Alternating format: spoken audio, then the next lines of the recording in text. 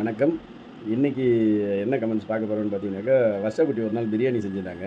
அதுக்கு வந்து நெறைய பேர் கமெண்ட் பண்ணியிருக்காங்க. அதில ஒரு சிலர் பார்த்தீங்கன்னாக்கா, வர்ஷாக்குட்டிய பாராட்டி போட்டிருக்காங்க. அந்த கமெண்ட்ஸ் தான் இப்ப பார்க்க போறோம்.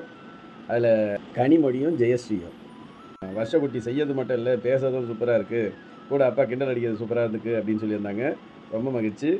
பாரதிங்கிறவங்க இதுவரைக்கும் அவங்க கல்யாணம் ஆகி அவங்க வந்து குக்கர்ல தான் சமைப்பாங்களாமா. இதுவரைக்கும் அவங்களுக்கு வந்து பாத்திரத்தில சமைக்க வராதாம். வர்ஷாக்குட்டி பாத்திரத்தில செய்யறத பார்த்து ரொம்ப மகிழ்ச்சியா இருக்கு. இத வந்து தொடர்ந்து செய் அப்படின்னு சொல்லி பாராட்டியிருக்காங்க. அதுக்காக பாரதி அவங்களுக்கும் எங்க நன்றிய தெரிவிச்சுக்கிறோம்.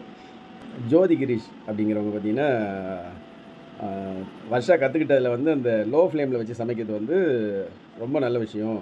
ஏன்னா, அந்த மாரி லோ ஃப்ளேம்ல வச்சு சமைக்கும்போது நம்மளால வந்து சாப்பாட்ட எதுவும் கெட்டு போகாம அருமையா நம்ம விருப்பப்படி செய்யலாம் அப்படின்றதுக்காக பாராட்டியிருக்காங்க.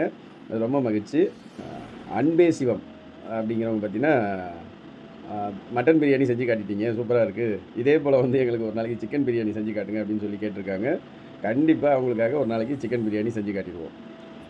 இப்ப கமெண்ட் சொன்னவங்க எல்லாருக்குமே வந்து எங்களோட மனமார்ந்த நன்றி. மீண்டும் அடுத்த கமெண்ட்டில் சந்திப்போம். நன்றி, வணக்கம். வாழ்க வளமுடன்.